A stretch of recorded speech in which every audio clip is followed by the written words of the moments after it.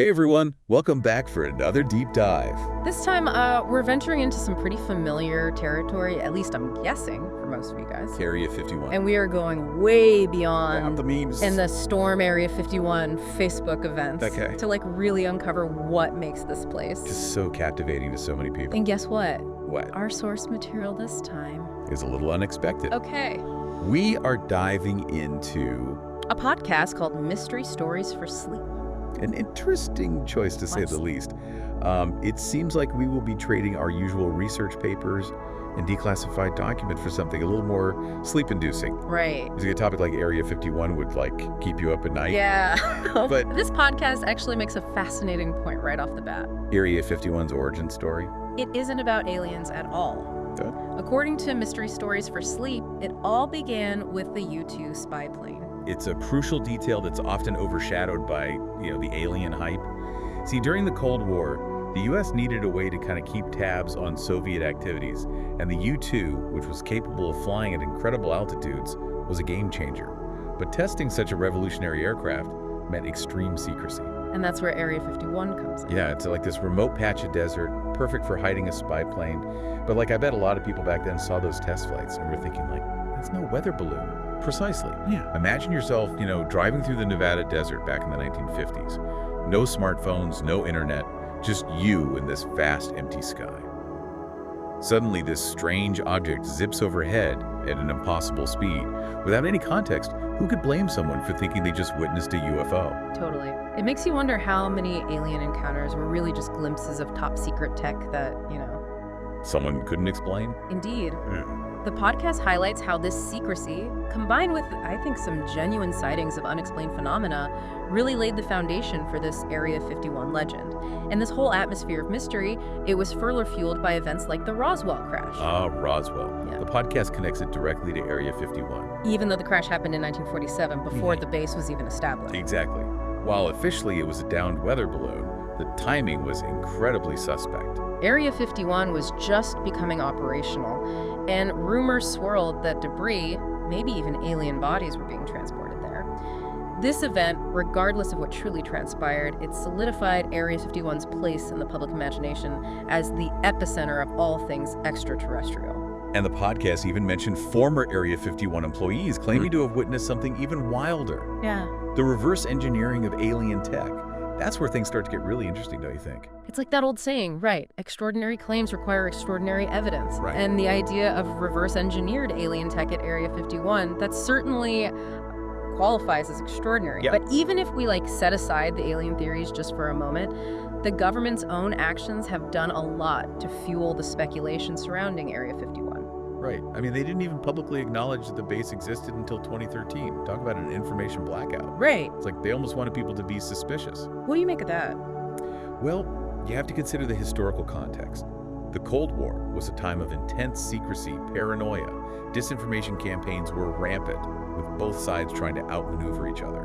So you're saying it's possible some of the Area 51 stories were deliberately planted by the government, as a way to kind of mess with the Soviets? It's not out of the question. Imagine this. During the Cold War, the U.S. wants to scare the Soviets into thinking they have technology far beyond anything in reality. What better way than to leak stories about captured UFOs and alien autopsies happening at a top secret base in the Nevada desert? Wow, talk about psychological warfare. But wouldn't that kind of backfire?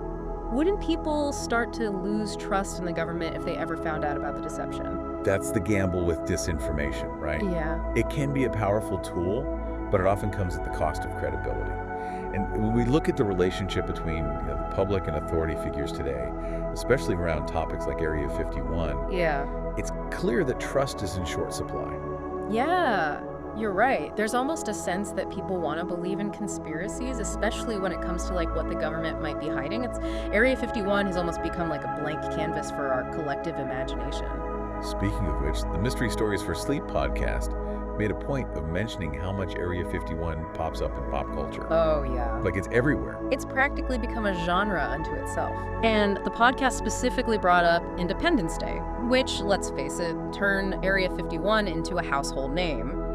What's interesting is how that movie tapped into these kind of pre-existing anxieties about government cover-ups and ultimately played those fears out on like a global scale. That's true. It wasn't just Independence Day. The podcast also mentioned the X-Files, which used Area 51 as this like shadowy backdrop for all sorts of paranormal investigations. Yeah. I wonder if shows like that contributed to people's like fascination with the real Area 51. I think it's a two-way street, right? Yeah. Pop culture draws inspiration from real-world anxieties and mysteries. But it also shapes how we perceive those things. Take the Storm Area 51 internet craze, for example. Oh, yeah. It started as a joke, but over 2 million people RSVP'd to the Facebook event. Yeah. It's amazing how a meme like tapped into this deep-seated desire to uncover the truth, even if it meant storming a heavily guarded government facility. Yeah. But jokes aside, it makes you wonder, what is the truth about Area 51?